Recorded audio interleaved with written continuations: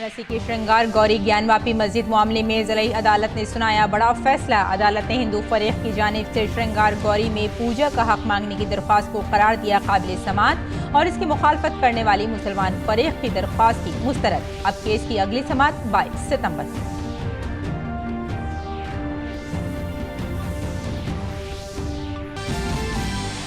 वज़ीर-ए-आज़म नरेंद्र मोदी ने ग्रेटर नोएडा में वर्ल्ड डेयरी कॉन्फ्रेंस का किया इफ्तिताह। कहा, डेयरी सेक्टर देही मईशत को करेगा मजबूत। मुल्क में दूध की पैदावार 210 मिलियन टन तक पहुंची। 4 रोजा कॉन्फ्रेंस में 50 ममालिक के 1500 शुरा ले रहे हैं हिस्सा।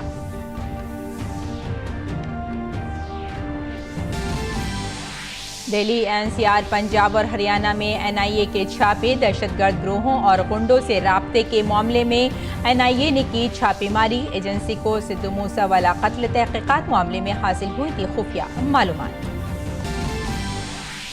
बीजेपी ने आज फिर आम आदमी पार्टी हुकूमत के खिलाफ खोला महाज। दिल्ली के स्कूलों में क्लासेज की तामीर मामले में इंसदाद बदउनवानी ब्रांच को सौंपे सबूत। वहीं डीटीसी की लो फ्लोर बसों की खरीदारी में मुबैना बदउनवानी की तहकीकात सीबीआई को सौंपे जाने से हुआ केजरीवाल हुकूमत की मुश्किलात में इजाफा। सोनाली फोगाट की मौत पर गोवा हुकूमत का बड़ा फैसला। अब मामले की जांच सीबीआई करेगी। वजीर आला प्रमोद सावंत का ऐलान।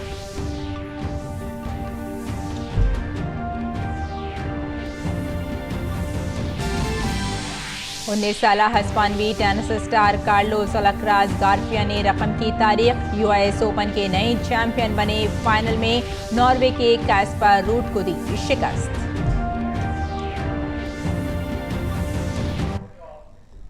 आदाब नाज़रीन, खबरनामे में आपका इस्तकबाल है। मैं हूं आपके साथ रेशमा फारूकी। आइए तफसील से अब खबरों पर नजर डाल लेते हैं। वाराणसी के श्रृंगार गौरी ज्ञानवापी मस्जिद मामले में जिला जज अजय कृष्ण विश्वेश की अदालत ने आज बड़ा फैसला सुनाया। अदालत ने श्रृंगार गौरी में पूजा के हक के लिए दायर दरख्वास्त को काबिल समाअत करार दिया है।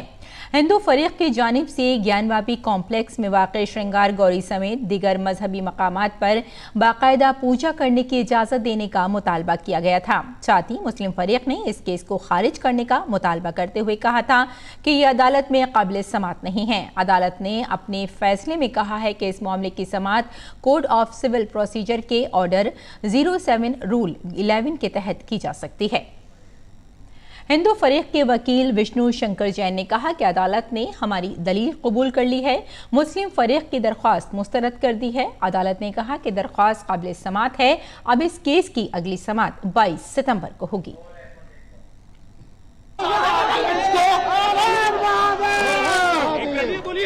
आज कोर्ट ने हमारे सारे आर्गुमेंट्स को मान लिया है। मुस्लिम पक्ष की एप्लीकेशन रिजेक्ट कर दी है। प्लेसेस ऑफ वर्शिप एक्ट की उनकी जो प्ली थी उसको खारिज कर दिया है। वक्फ एक्ट की प्ली को खारिज कर दिया है। कोर्ट ने कहा है कि सूट मेंटेनेबल है। अब इस मामले की अगली सुनवाई 22/9 को होगी और एविडेंस लीड की जाएगी। इशूज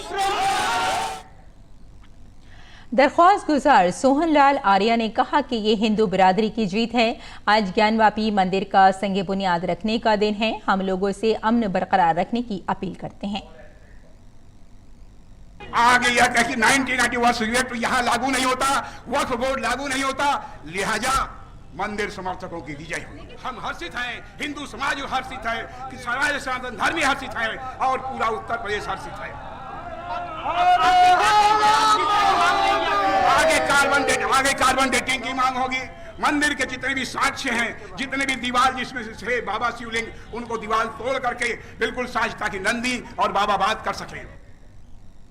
अर्जी गुजार मंजू व्यास ने कहा कि आज पूरा भारत खुश है। मेरे हिंदू भाइयों और बहनों को जश्न मनाने के लिए दिए रोशन करने चाहिए। आज काशी वासियों की, आज पूरे सनातन धर्म की, आज हिंदुओं की बहुत बड़ी जीत है। हर हर महादेव, मानपुरना भैरो बाबा, रहा न कोई बाकी, कि बम बम बोल रहा है काशी, कि बम बम बोल रहा है काशी। हर हर महादेव। अगली खबर की जानिब बढ़ते हैं। वज़ीर आज़म नरेंद्र मोदी ने ग्रेटर नोएडा में वाक़े India expo centre and mart में इस साल के बैनुल-अक़वामी डेयरी समिट 2022 का इफ्तिताह किया। ये 4 रोज़ा IDFWDS 2022 कॉन्फ्रेंस 12 से 15 सितंबर तक मुनक़्क़िद की जा रही है। इसमें दुनिया भर के और भारत के स्टेक होल्डर्स हिस्सा ले रहे हैं। इसमें सनत के रहनुमा, माहिरीन, किसान और पॉलिसी साज शामिल हैं। कॉन्फ्रेंस का मौजू ग़िज़ाइयत और माश के लिए डेयरी है। इस किस्म की आखिरी कॉन्फ्रेंस तकरीबन निस्फ सदी कबल 1974 में भारत में मुनक़्क़िद हुई थी। वज़ीर आज़म मोदी ने कहा कि आज भारत में डेयरी कोऑपरेटिव का इतना वसी नेटवर्क है जिसकी मिसाल पूरी दुनिया में मिलना मुश्किल है।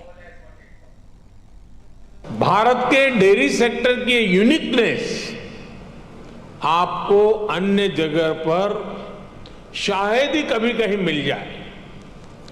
आज वर्ल्ड डेयरी समिट में इसका जिक्र मैं इसलिए भी कर रहा हूं क्योंकि विश्व के अनेक गरीब देशों के किसानों के लिए ये एक बेहतरीन बिजनेस मॉडल बन सकता है।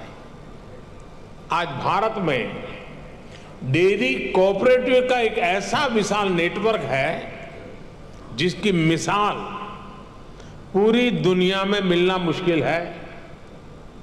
ये डेयरी कोऑपरेटिव्स देश के 2 लाख से ज्यादा गांवों में करीब करीब 2 करोड़ किसानों से दिन में 2 बार दूध जमा करती हैं और उसे ग्राहकों तक पहुंचाती है।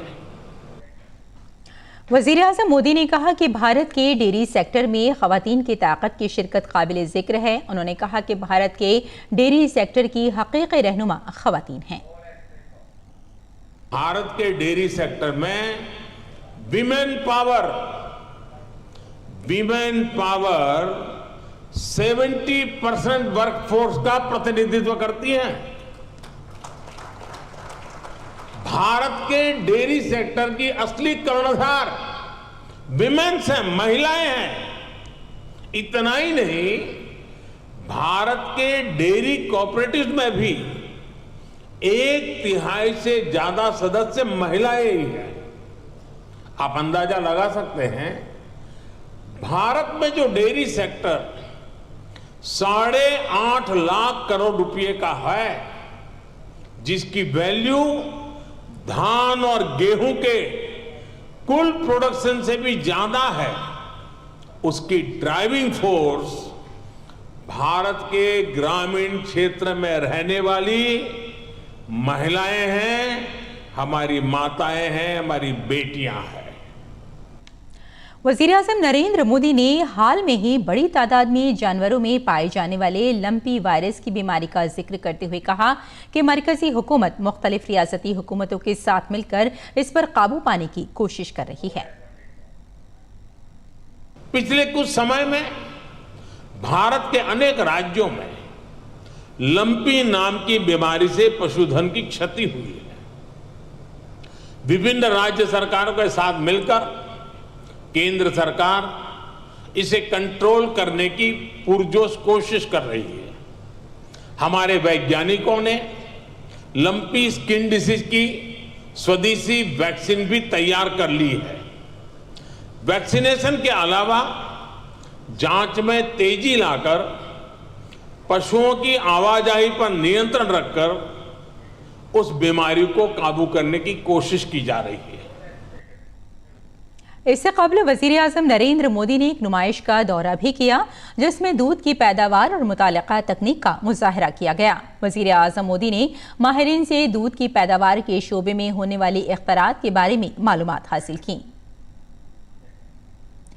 मरकजी वजीर बराए माही परवरी, मवेशी परवरी और डेयरी परशुत्तम रूपाला ने कहा कि ये कॉन्फ्रेंस तकरीबन 50 साल के बाद मुनक़्क़िद हो रही है। उन्होंने कहा कि जब ये कॉन्फ्रेंस 1974 में मुनक़्क़िद हुई थी तब हमारी दूध की पैदावार 23 मिलियन टन थी और आज जब हम इस कॉन्फ्रेंस का इनेकाद कर रहे हैं तो दूध की पैदावार 220 मिलियन टन है, यानी इसमें 10 गुना इजाफा हुआ है। करीबन 50 साल के बाद जब समिट हो रहा है और जब 1974 में ये समिट यहाँ हुआ था, तब हमारा दूध का प्रोडक्शन 23 मिलियन था और आज जब हम इस समिट को कर रहे हैं तो 220 मिलियन टन यानी कि 10 गुना दूध की वृद्धि। और आपका जो स्लोगन है आत्मनिर्भर भारत का, जो 74 में दूध उत्पादन हो रहा था वो हमारी मांग के अनुरूप में कम था और आज हम एक्सपोर्ट करने की स्थिति में है। परषोत्तम रूपाला ने कहा कि मुल्क में दूध की पैदावार से 8 करोड़ खानदान वाबस्ता हैं। उन्होंने कहा कि आज़ादी के बाद वज़ीर आज़म मोदी ने एक तारीख़ी कदम उठाया और इस महकमे को खुद मुख्तार बनाया और इसके लिए 3 गुना ज़्यादा बजट मुख्तस किया। वज़ीर आज़म की क़यादत में डेयरी के शोबे में होने वाली पेशरफ्त का जिक्र करते हुए परषोत्तम रूपाला ने कहा कि हुकूमत ने गोबरधन स्कीम का आगाज़ किया है। और नई दिल्ली में प्रसार भारती और जापान फाउंडेशन के दरमियान प्रोग्राम के तबादले के मुआहदे पर दस्तखत किए गए। इस मुआहदे पर प्रसार भारती की जानिब से एडिशनल डायरेक्टर जनरल सुनील और जापान फाउंडेशन की जानिब से सोतोकू कोजिमा मैनेजिंग डायरेक्टर फिल्म और ब्रॉडकास्ट मीडिया ने दस्तखत किए। मुआहदे का तबादला प्रसार भारती के CEO मयंक कुमार अग्रवाल और प्रसार भारती के रुकन फाइनेंस DPS निगी की मौजूदगी में हुआ। मुआहदे के मुताबिक जापान फाउंडेशन प्रसार भारती को DD नेटवर्क पर नश्र करने के लिए जापानी टीवी प्रोग्राम फराहम करेगा।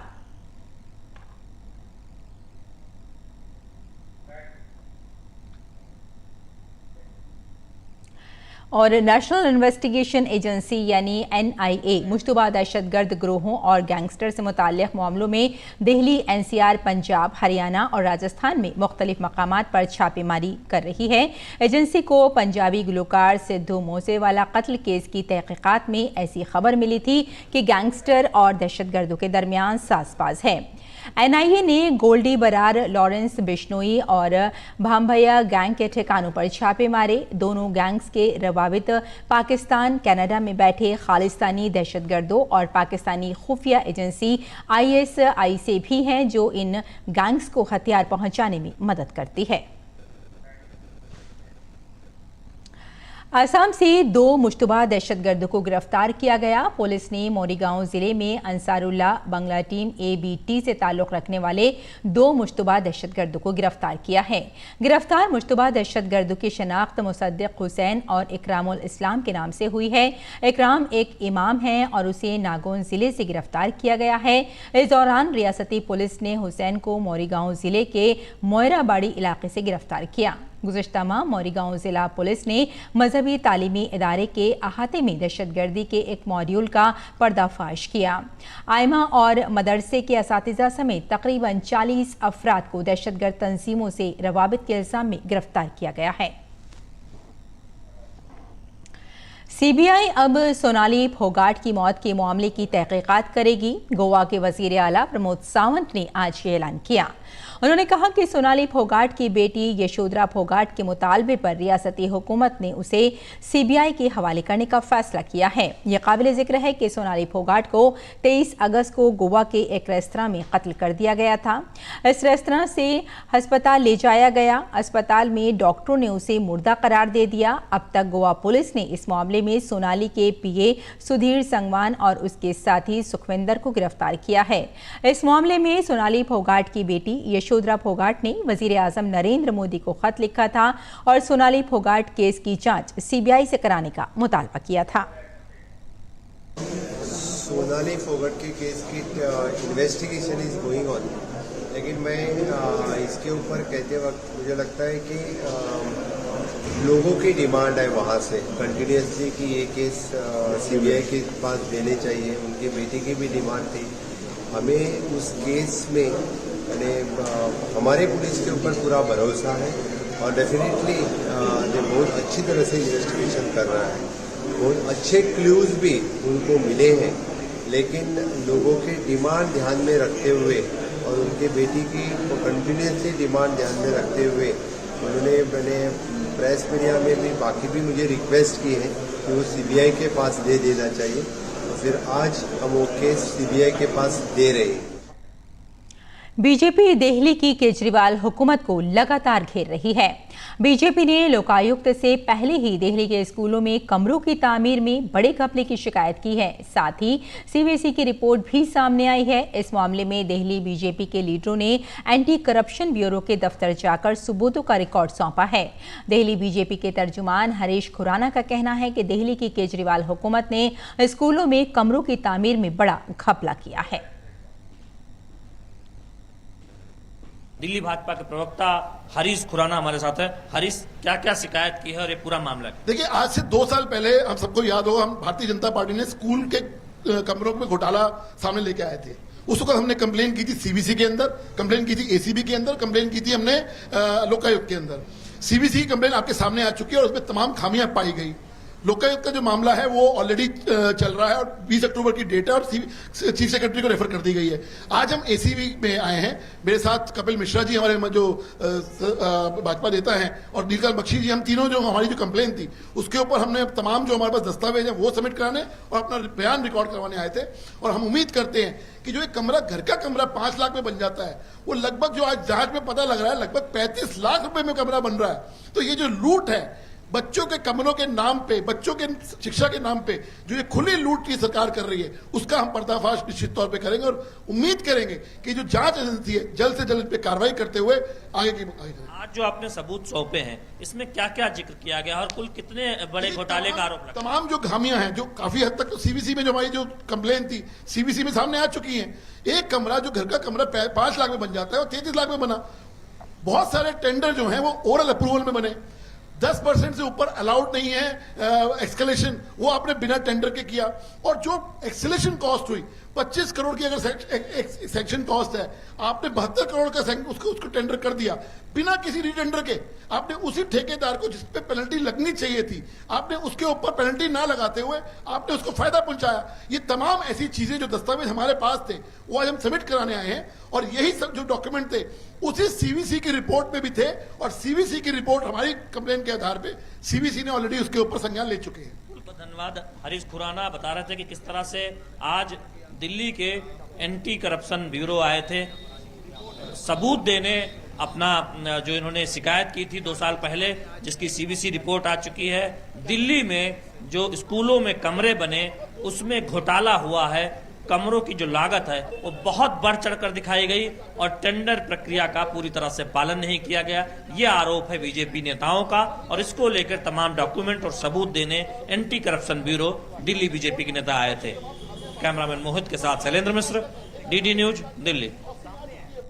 और कांग्रेस की जानिब से आरएसएस से मुतालिक एक मुतनाज़ा पोस्टर का इश्तराक करने पर बीजेपी ने जवाबी हमले में कहा है कि ये भारत जोड़ो यात्रा नहीं बल्कि भारत तोड़ो और आग लगाओ यात्रा है।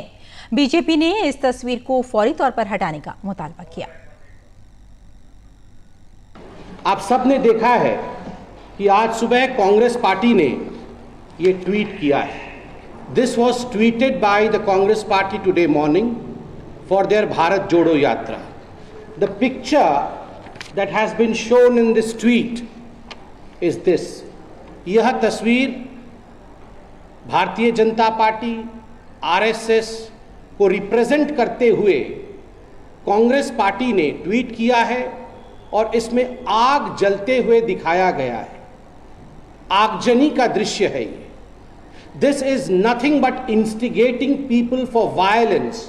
राहुल गांधी, ये भारत जोड़ो आंदोलन नहीं है, ये भारत तोड़ो और आग जलाओ आंदोलन है। और आज भारतीय जनता पार्टी बहुत जिम्मेदारी के साथ कहती है, इंडियन कॉन्स्टिट्यूशन और भारत के संविधान में हिंसा के लिए कोई स्थान नहीं है। इत्तलात और नशरियात के वजीर अनुराग सिंह ठाकुर आज महाराष्ट्र के कल्याण लोकसभा हल्के के दौरे पर हैं। एक खुसूसी प्रोग्राम में उन्होंने कहा कि वजीर आजम मोदी की क़यादत में मुल्क हर मैदान में तरक्की कर रहा है। उन्होंने कहा कि इस सिलसिले में अब हम भारत पर 200 साल हुकूमत करने वाले बरतानिया को पीछे छोड़कर मईशत में आगे बढ़ रहे हैं।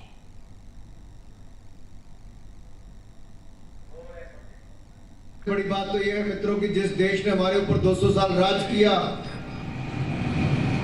उस देश को हमने आजादी के 75वें वर्ष में पीछे छोड़ दिया है। हम इंग्लैंड से आगे निकल गए दुनिया की 5वें नंबर की अर्थव्यवस्था बने।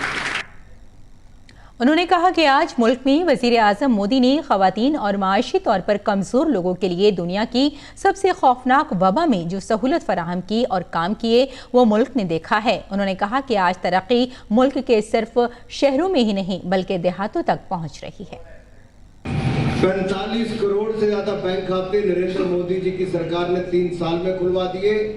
आपदा के समय बहनों के खाते में 31,000 करोड़ रुपया आया, यानी कि 1500 रुपया एक एक बहन के खाते में आया।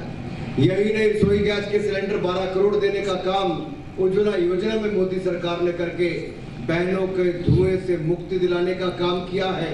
अब हर घर को नल से स्वच्छ जल देने की मांग को भी पूरा किया जा रहा है। हर घर को बिजली दे दी और एक तरह से 80 करोड़ लोगों को 28 महीने तक मुफ्त में अनाज देने का काम किया, तो भी नरेंद्र मोदी जी की सरकार ने किया है। मरकजी वजीर इत्तलात और नशरियात अनुराग सिंह ठाकुर ने कहा कि हुकूमत GST पर शफाफियत लाने के लिए मुसलसल काम कर रही है। उन्होंने ये भी कहा कि अवाम GST पर अपनी तजावीज़ दे सकते हैं।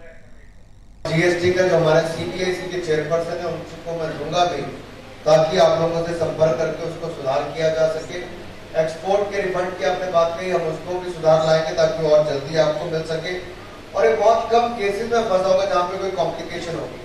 फेसलेस असेसमेंट के कारण ये जो मिलीभगत CA और इनकम टैक्स अफसर की होती थी, कई और कारण होते थे, उसके कारण सुविधा नहीं हुई है। इसके कारण उसमें व्यवस्था में आपको कोई सुधार करना है तो आप वो जरूर बताइए।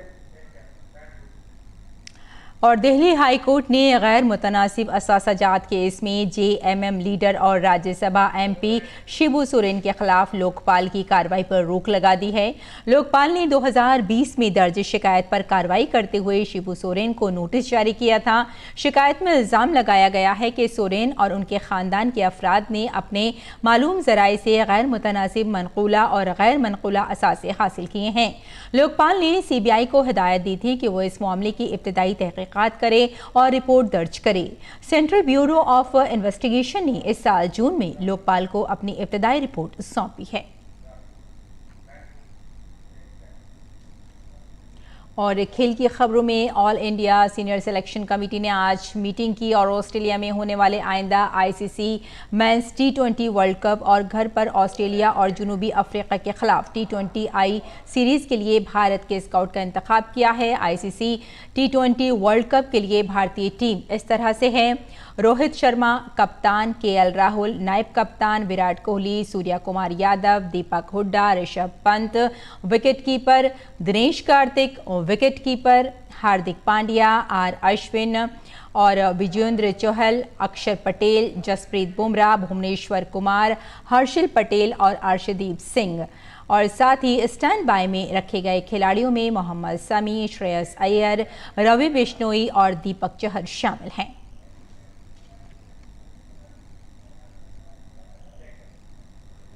19 साला हस्पानवी tennis star Carlos Alcaraz Garfia ने US ओपन का मेंस सिंगल्स टाइटल जीत लिया है। अल्कराज ने फाइनल में नॉर्वे के कैस्पर रूड को 6-4, 2-6, 6-7, 6-3 से शिकस्त दी। इस जीत के बाद अल्कराज मर्दों के जुमरे में नंबर 1 की कुर्सी पर विराजमान हो गए हैं। बड़ी बात यह है कि अल्कराज का ये पहला ग्रैंड स्लैम फाइनल था जिसमें उन्होंने कामयाबी हासिल की। दूसरी तरफ ये कैस्पर रूड का दूसरा ग्रैंड स्लैम फाइनल था। इससे कबल उन्हें फ्रेंच ओपन के फाइनल में भी शिकस्त का मुंह देखना पड़ा था। श्रीलंका ने फाइनल में पाकिस्तान को 23 रन से शिकस्त देकर छठी बार एशिया कप का खिताब अपने नाम कर लिया है। खिताबी मुकाबले में श्रीलंका ने पाकिस्तान को जीत के लिए 171 रन का हदफ दिया था, तहम पाकिस्तानी टीम 147 रन पर ही ढेर हो गई। पाकिस्तान के कप्तान बाबर आजम ने टॉस जीतकर पहले गेंदबाजी का फैसला किया। श्रीलंका ने पहले बल्लेबाजी करते हुए मुकर्ररा 20 ओवर में 6 विकेट के नुकसान पर 170 रन बनाए। भानुका राजपाक्षे ने 71 रन की नाकाबिले शिकस्त इनिंग खेली। जवाब में पाकिस्तान की टीम 20 ओवर में 147 रन पर ऑल आउट हो गई।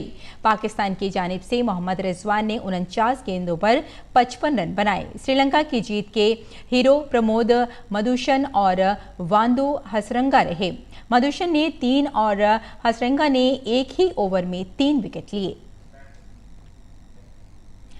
और मारूफ मौसीकार शंकर जयकिशन की जोड़ी के जयकिशन दहिया भाई पंचाल का आज यौम वफात है। शंकर जयकिशन ने हिंदी फिल्मों में मुतादिद सदाबहार नग़मे दिए। बुलेटिन के आखिर में हम आपको छोड़े जाते हैं उनके यादगार नग़मों के साथ। आप उनसे महसूस हों और हमें यही इजाज़त दें। आदाब।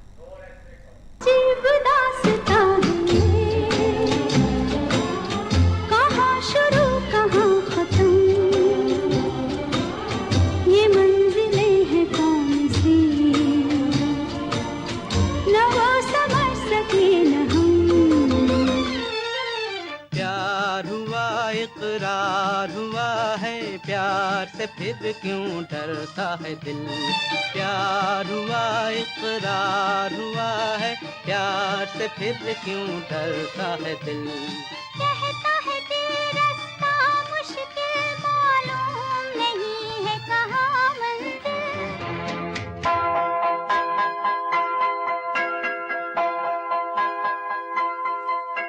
दिल के झरोके में तुझको बिठा कर यादों को तेरी मैं दुल्हन बना कर रखूंगा मैं दिल के पास।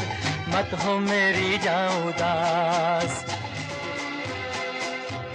मेरी मोहब्बत को ठुकरा दे चाहे मैं कोई तुझसे ना शिकवा करूंगा। आंखों में रहती है तस्वीर तेरी सारी उम्र तेरी पूजा करूंगा। भौरे की गुंजन है मेरा दिल कब से संभाले रखा है दिल। तेरे लिए तेरे लिए तेरे लिए तेरे लिए भौरे की गुंजन है मेरा दिल कब से संभाले